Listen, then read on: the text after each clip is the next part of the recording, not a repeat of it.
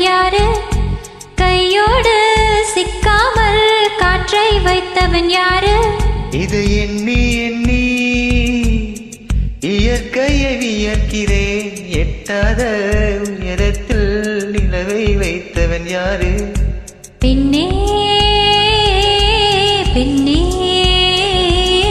பூங்காற்று அறியாமல் பூவை திறக்க வேண்டும். பூ கூட அறியாமல் தேனை ருசிக்க வேண்டும். அட உலகை ரசிக்க வேண்டும் நான் உன் போன்ற பெண்ணோடு.